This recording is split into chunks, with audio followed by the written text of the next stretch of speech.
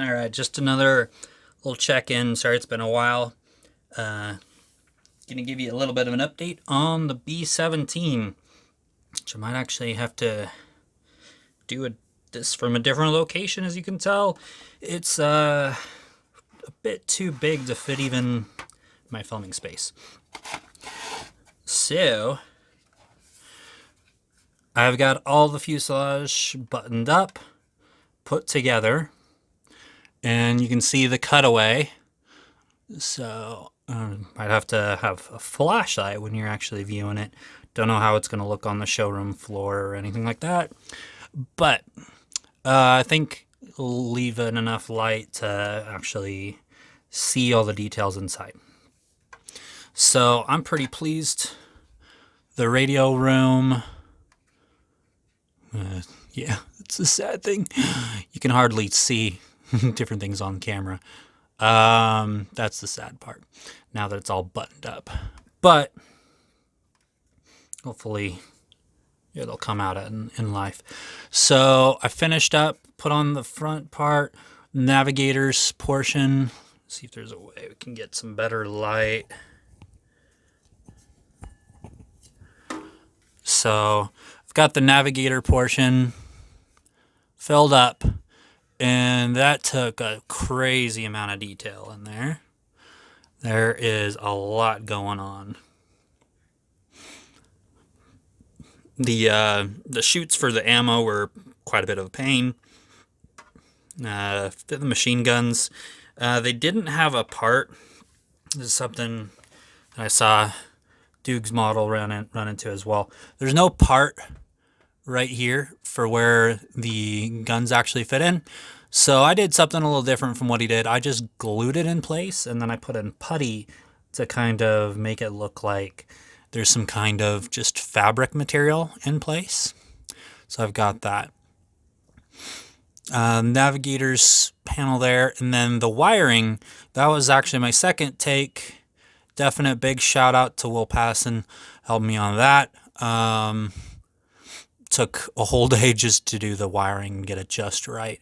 Got into some threading that actually fits the part and is white.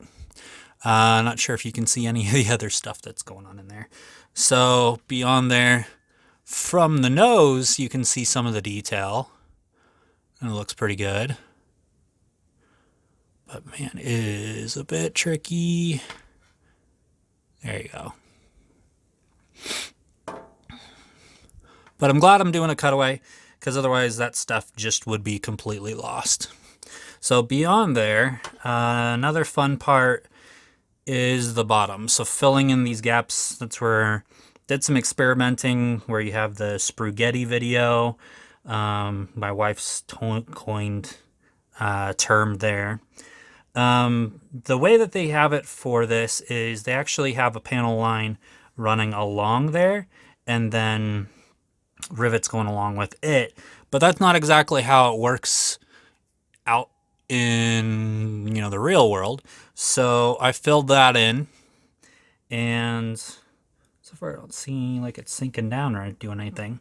So I filled that in, did the rivets over again. It was a couple-day process. And then this part's a little bit different. So there will be a panel line going along there, along with the rivets along with it. Looks like there's a little bit of polishing that needs to be done with that, but it's getting in. Looks pretty good. And then this part was a bit of a pain. Luckily on the real thing, there is the panel line edge there, so that makes that a little bit easier. So gonna do some more work on that. And then had to fill in some gaps here as well. So lots of fun. But beyond there, the wings, I didn't run into as many problems as some of the other guys run into. They fit pretty well. I mean, there's some parts where I had to put in quite a bit of putty to get into place and get fit. Still have to do a bit more work to get it so it's looking good. And these wings are going to be mostly natural metal, so they're going to have to look just polished. So that's going to take a lot of work to get that fixed up quite right. But the edges are looking pretty good. As you can see, there's a few bits and pieces where I'm going to have to do a little bit more sanding. And then it's going to be almost ready to put on primer. We've got the wheel wells. I just put in silver, and then got a panel wash in there. And then I've got, like, I don't know if it's a hydraulic tank or whatever. So I've got that in white.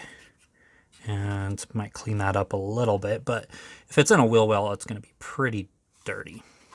Beyond that, the engines, I've played with test fitting them on, and they are a bit finicky, but hopefully the propellers will actually line up well. Beyond that, one cool feature with this is the wings can actually slide into place. And as you can see, clicks in pretty well, but oh my goodness, what's all that? So I don't know if I'm going to do that, because after you kind of put them on, you got to just like reposition things, make it look right. And that's going to give me a nervous heart attack. So yeah, haven't decided. I'm probably going to glue these on. It's just, man, it just makes transportation so much easier with having these separated. But that's where she's at. She's getting pretty close. Like we've got on the cover of the video, it's going to be the little Mischief. And so it's going to have a pretty interesting look of mostly bare metal up front, and then your green in the back, getting into kind of olive drab. So that's going to be a pretty interesting challenge. I'm going to have to get a lot more all-clad to just fill up this space. But it's going to look pretty good in the end. Been playing around. I've got these Ushi van der Rosen templates. I'm going to play around a little bit with that over the wings to try to give it a little bit of a variance. Kind of almost like a black blazing technique. I've done a little bit of playing around with it, and it looks pretty promising. So we're going to do a little bit of things with that. But that's about it. I've got some masking coming on its way, and then we're going to get pretty close to prepping this thing for paint. And then after that, we'll see you on the next video.